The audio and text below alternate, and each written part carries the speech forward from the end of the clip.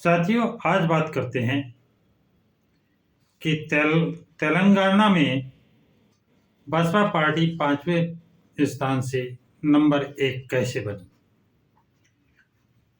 तो साथियों, पिछले चुनाव में जो 2018 में हुआ था, उसमें बसपा पार्टी ने 2 विधायक जिताए थे, उसके 2 विधायक जीते थे और उसका प्रदेश स्तर पर वहां पर 5वां स्थान था। आरएस प्रवीण आईपीएस अधिकारी थे जो अपनी नौकरी से वीआरएस लेकर के समाज सेवा में उतरे।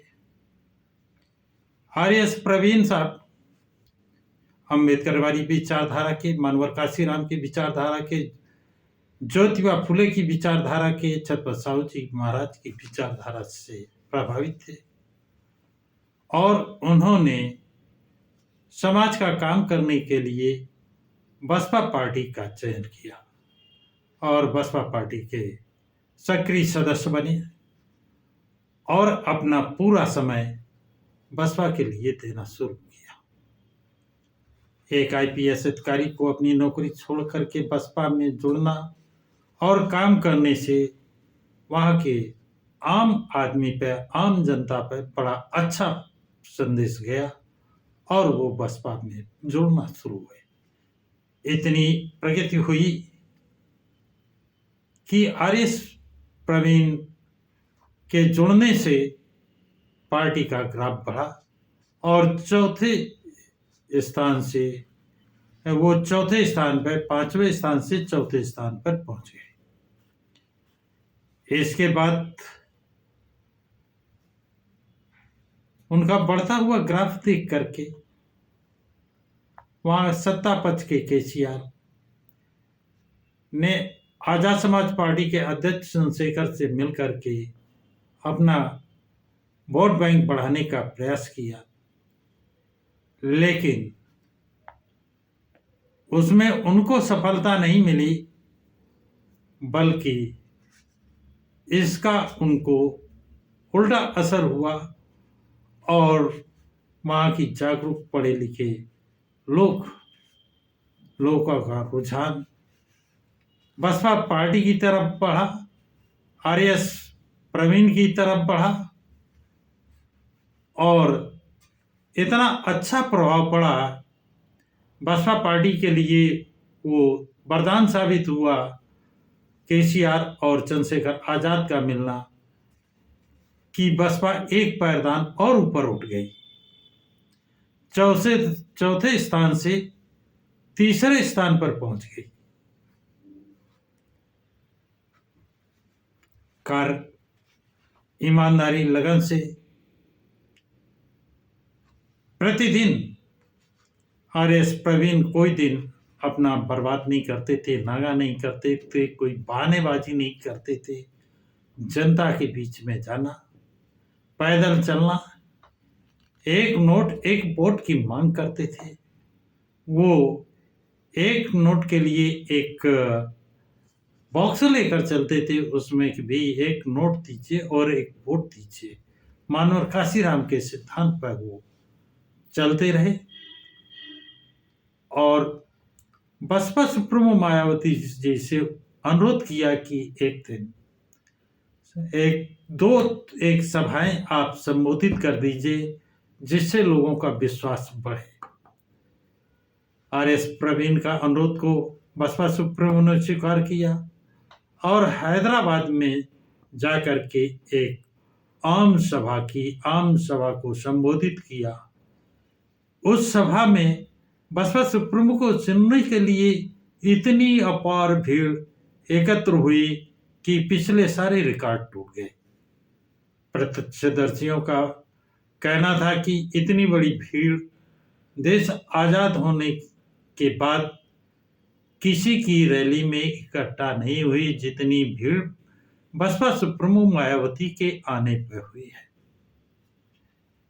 बसपा सुप्रीमो का जाना समझिए कि एक पारदान बसपा पार्टी और बढ़ गई, दूसरे स्थान पर पहुंच गई।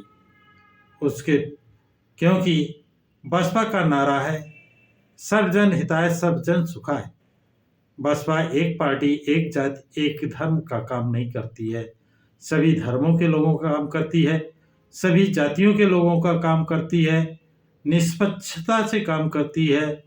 और यही आरएस प्रवीण का है। और वहां पर उस अपार भीड़ को देख करके बसपा सुप्रीमो ने निर्णय लेने में कोई देर नहीं की।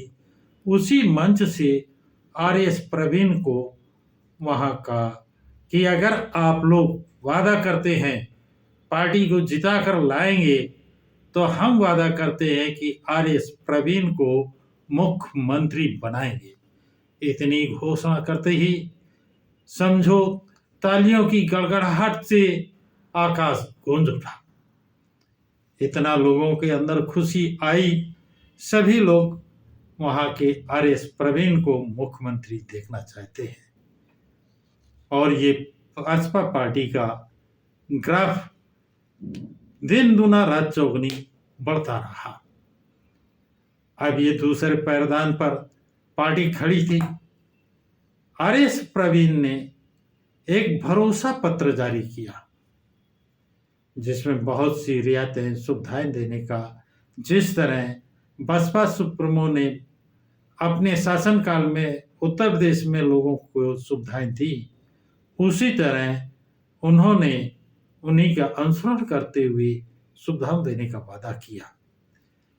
आप तो कहिए कि बसपा एकदम छलांग लगा करके तेलंगाना में वो नंबर 1 की पार्टी बन गई।